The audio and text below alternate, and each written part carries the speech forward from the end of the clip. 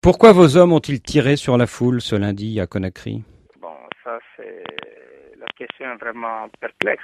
Posez-vous d'abord la question, comment est-ce que les événements se sont passés? Et donc, les leaders politiques avaient fait un programme de manifestation d'où ils ont jugé nécessaire de fixer la date comme quoi c'était le 28 septembre. On ne peut pas falsifier une journée historique.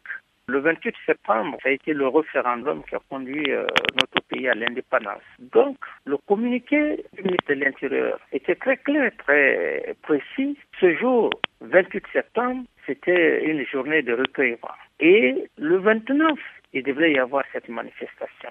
Alors, ils ont jugé nécessaire de manifester le 28 septembre. Et donc, le matin à 10 heures, on m'a fait comprendre qu'il y a déjà une marche et que les commissariats ont été saccagés. Ils ont pris des armes et donc les gens ont continué sur le tronçon en direction du stade du 28 septembre. Alors, moi-même, je n'étais pas sur le terrain. Et donc, les hommes, il semble-t-il, ils ont défoncé le portail du grand stade. Ils sont rentrés. Et donc, ça a attiré l'attention des sympathisants du CNDD, qui sont d'ailleurs mes sympathisants. Ils ont été alertés. Et quand ils sont rentrés au stade, il y a eu finalement accrochage. Et donc, je crois qu'il y a eu certainement des bousculades et consorts. Et on m'a dit que le stade était vraiment perturbé. Alors vous dites que tout cela est à cause d'une bousculade au stade, mais d'après de très nombreux témoignages, beaucoup de gens, plusieurs dizaines de personnes ont été tuées par des tirs à balles réelles de la part de vos hommes, de la part des bérets rouges. Moi-même, je n'étais pas au stade. On m'a dit qu'il y avait des bousculades et on m'a dit également qu'il y a eu des tirs et que les gens avaient pris des armes au niveau du commissariat de police. Et donc, dans cette marée humaine, il y a eu des tirs. Mais qui aurait tiré? Est-ce que c'est les hommes qui sont partis ou les gens qui ont saccagé la police en se saisissant des armes? Point d'interrogation. Alors donc, mon plus grand souci était d'abord de savoir combien de personnes ont été blessées et aussi également quels sont ceux qui ont perdu leur vie. On parle de plusieurs dizaines de cadavres qui sont à la morgue aujourd'hui. Oui, j'attends effectivement qu'on me donne la vraie statistique de ceux-là qui ont eu ce cas malheureux. C'est vraiment triste. Effectivement, il y a eu des morts, mais la statistique, le nombre, je n'ai pas encore vu exactement le nombre ou la liste des éléments qui ont perdu la vie. Donc je suis actuellement là et j'attends qu'on me fasse le point de situation afin de voir comment est-ce que nous allons procéder par rapport à ce cas très malheureux. Mais très franchement parlant, je suis très désolé. Alors, il y a de nombreux témoignages qui parlent de femmes qui ont été déshabillées et violentées avec le canon des fusils des militaires. Il y a aussi des témoignages qui disent que les militaires ramassent les corps à la morgue pour éviter qu'on fasse un comptage des victimes.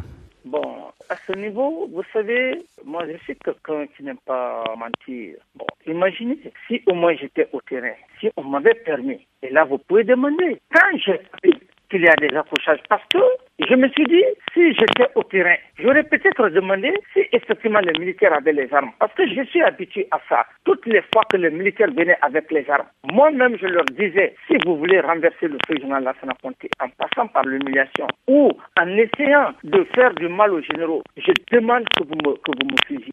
Alors donc je suis resté au bureau. Alors du bureau, mettez-vous à ma place.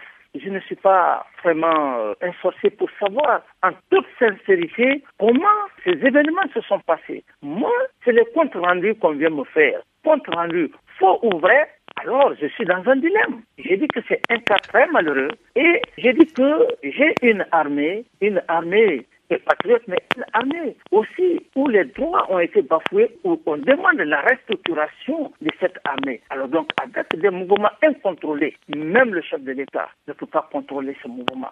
Et c'est pour cette raison d'ailleurs que je n'ai pas encore donné une parole comme quoi je suis candidat. Parce que j'observe ce peuple. On ne peut plus commander dans la dictature.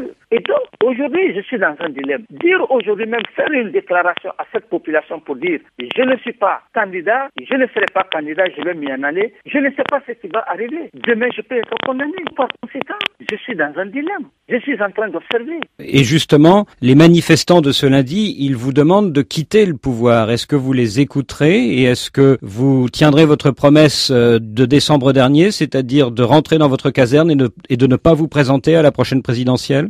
Il y a une partie qui veulent du président Dadis. Par contre, il y a une autre partie qui ont leurs sympathisants. Et c'est ça la démocratie. Donc, cette question est bel et bienvenue et je vais même convoquer les coordinations régionales, les religieux, les prêtres, les musulmans, qu'ils viennent, les coordinations régionales, accompagnées de la presse internationale, accompagnées de certaines de bonnes volontés au niveau de la communauté internationale, organiser un programme de sortie à l'intérieur. Les 33 préfectures en une semaine, en 2 semaines, demander tous ceux qui ne veulent pas du président Dadis et tous ceux qui veulent que le président Dadis soit candidat et faire un dialogue. Donc vous voulez faire une consultation nationale, une conférence nationale? J'appelle les religieux un dialogue. La presse internationale, on fait un programme dans moins d'une semaine. Le contact va être direct avec la population de l'intérieur, pas seulement la capitale, parce que la capitale en elle-même ne peut pas constituer la nation. Et c'est après cette consultation que vous déciderez d'être candidat ou pas? Après cette consultation, ça va nous donner des leçons. Je pourrais effectivement, à travers cette consultation, vous-même, je crois que vous allez être élucidé. Alors, dans la répression de ce lundi, 2 chefs de l'opposition, Cellou Dalein Diallo et Sidya Touré, ont été blessés et arrêtés. Que sont-ils devenus? D'abord, c'est moi qui aurais demandé, dans l'euphorie, je leur ai dit de ne pas les envoyer au niveau de la gendarmerie ni au niveau de la police, de les envoyer dans l'une des meilleures cliniques. Et je suis en train même de demander leur état. D'abord, j'avais la plus grande inquiétude. Et quand on m'a dit que non, que cette ont été bastonnés, et j'ai demandé immédiatement de les envoyer à la clinique Pasteur. Et est-ce que ces opposants pourront sortir librement de cette clinique? Ils sortiront librement de cette clinique. J'ai toujours œuvré à ça, mais cet incident malheureux, je suis très navré. Et est-ce que les journalistes pourront continuer de travailler librement? Les journalistes, ils sont en train de travailler librement. Et vous savez, et jusqu'à maintenant, les radios privées, ils sont en train de mettre. Je pourrais aujourd'hui dire, puisqu'on est dans cette situation, fermer les radios, mais je me suis refusé de le faire.